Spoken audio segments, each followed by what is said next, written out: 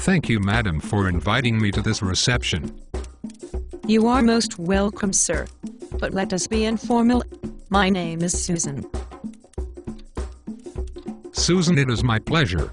I am Dr. Jones. No need to introduce yourself. You are one of the most recognizable and distinguished faces in all of education. Susan. You are too flattering. Please call me Edward. Thank you, Edward. I am so glad that you were able to attend our textbook publishing reception. I always look forward to these receptions. The finest of wines, caviar, before lobster and steaks prepared by some of the finest chefs in the world.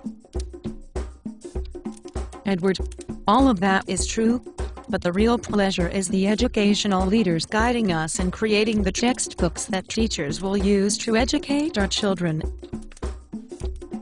Susan, you are correct.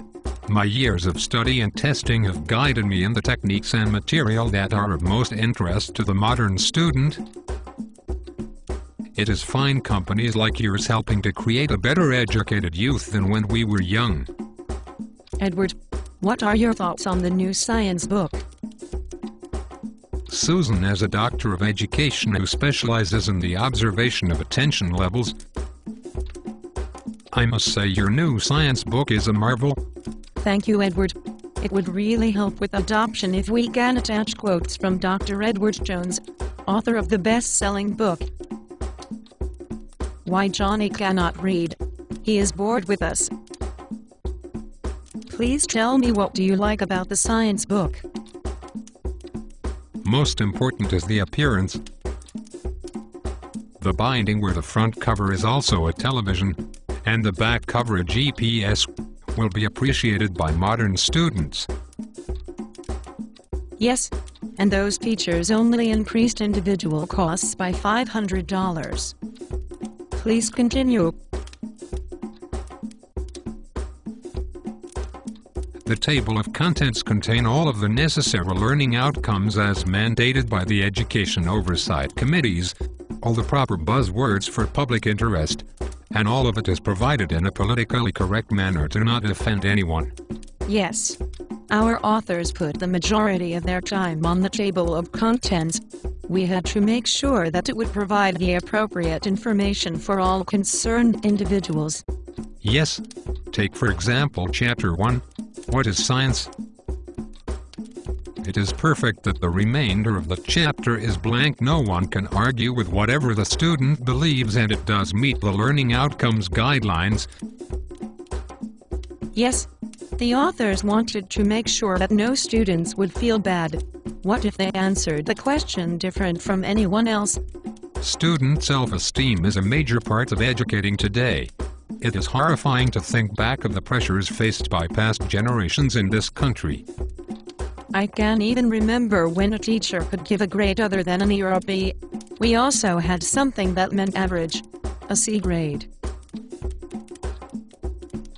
Come now, Susan.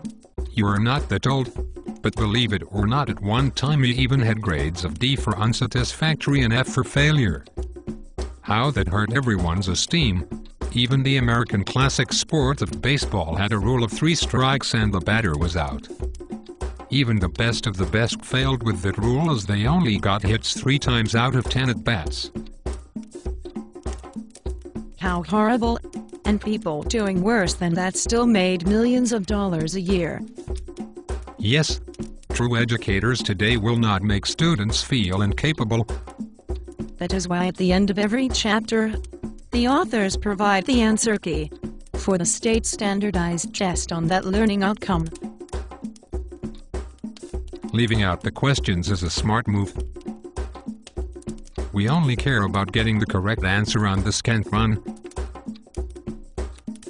Well, since our team of authors could not read and understand the questions, they felt the answer key by itself would be best for the student. Yes, good table of contents, chapter titles to address each learning outcome, no content to bore or confuse students, answer key to the standardized test.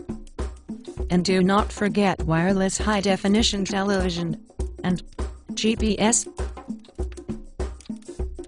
You know, including a high-speed internet connection, might increase student interest.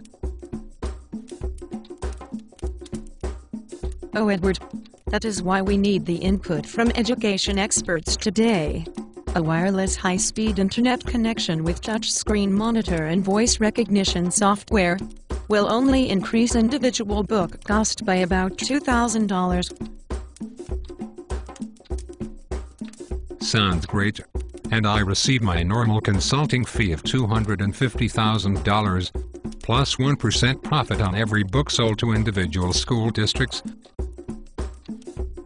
Of course, my company will earn about $10 billion of government money to provide the textbooks teachers need to properly educate the students of today.